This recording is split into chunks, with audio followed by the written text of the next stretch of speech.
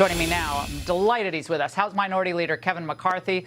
Leader McCarthy, great to see you tonight. Now, the issue with Washington in a lame duck session is what, in your estimation? They try to do exactly what you said. When I listened to this sounded like what I was saying to the president during my meeting last week. The vice president actually brought up, she says, what can we do about the Dreamers? I said nothing. You got to secure the border. I invited the president down to go to the border with me, and he made the mistake and asked me, what would I do? I rolled through everything because I was just there in El Paso. You bring that number up of 70,000, in one overpass, in 7 weeks, 70,000 people have come across one overpass. We don't control our border anymore. The cartels do. You can see tracers coming to our National Guard. You can see a lady who didn't pay. They don't care, though. Let's just disabuse everybody. They do not care about this. No, but they're destroying our nation. Because what is happening down there, you already have 3 million across. If they lift Title 42, just in the next 2 years while he's in office, 13 million more people they project. You won't be Speaker for long if they do that. I'm sorry. No, but if you can't allow it. I mean, well, I told the president, I was very clear from the very beginning. If he wants the NDAA, I told him, you got to lift the vaccine mandate on our military men and women. Why?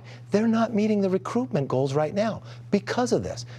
People are leaving. But why should they be voting on any of this? Why shouldn't they do continuing resolution, short-term spending until you become that's Speaker? Different. That's appropriations. That's exactly what I said. The NDAA is the extra money they want for the Pentagon, I want correct? the Democrats to vote on this. I want this to go in law but this is what's going to happen when we're in power. Single subject. People aren't going to be able to throw in pot funding and the others. Right now, that's not in. We're trying to hold all that out in the process. But are you talking to Mitch McConnell about this? Because, I mean, he's so smart in so many ways, did all the great judges. But this omnibus thing takes away your power for 10 months. You will have no effect on these critical issues. Zero. We're 28 days away from Republicans having the gavel.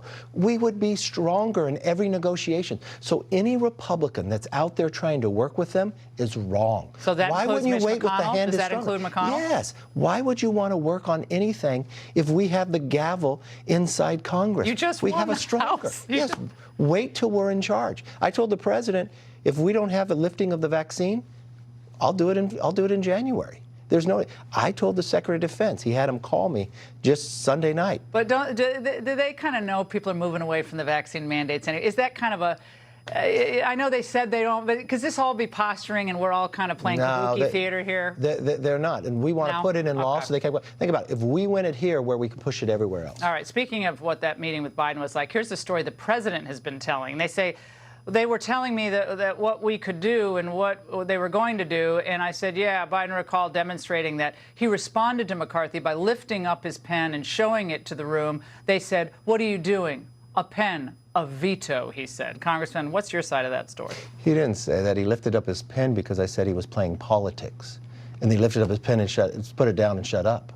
And then he came back to talk to me afterwards and say, I wasn't trying to be political, Kevin. I said, you know what you need to do? You need to go to the border with me. Because right now, the fentanyl that is killing our children, or the millions who are coming across, the people who are being human trafficked, I said, you don't understand what's happening. Well, they do understand. I requested we put the Navy SEALs in with the border agent. They have the border agents being process agents instead of being on the job. The big question, I've been getting pinged by this all day, is this RNC leadership question, because a lot of Republicans are worried because they think, you know, they're glad they won the House and a couple more seats look like they're picked up. We're going to talk to John Duarte in a minute. But who do you think now should take over as RNC chair? I like Ronna McDaniel a lot personally. I think she's a great person. I like her. Harmeet Dillon is a young female, California. Obviously Indian American. Look, I like Harmeet. She's my national commitment. I think she does a tremendous job. But I think Ronna did a tremendous job too. Look, would you look across the country? You don't think we need change? Every Republican entity lost except the House. I've been leader for 4 years. We've won every single time. What about early voting for those Senate races? She could have helped on that, right? I've watched her down doing it. The one thing I see happening, the Senate lost, the governors lost, the president lost. But the House has won in both cycles. We picked up in California, we picked up in Oregon, we picked up in New York. We won 5 seats that Biden won by more than 10 points. We beat the DCCC chair. That hasn't happened in 42 years. I think the quality of the candidate matters. We could have done better in Pennsylvania with a better governor candidate there. It cost us a thing.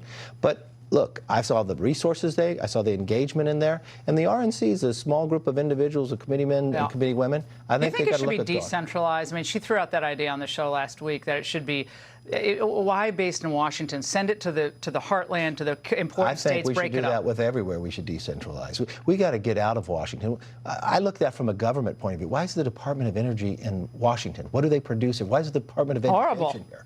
Get it out to the American public. Let them understand what. Will we continue to make progress in California? California's just got to turn at some point. We won in Congress every single cycle. We won in L.A. We won 3 seats that Biden had carried by more than 10 points. So you know what?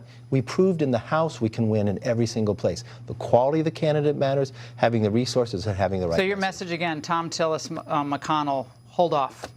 29 days. Can't you wait? Because what will happen then is you'll get a Republican bill out of the House, you'll be in a stronger negotiation position, and we'll be cutting instead of adding more money. It's great to see you. Thank you so much for coming in tonight. Really appreciate it. Thank you, Leader McCarthy. And Republicans just picked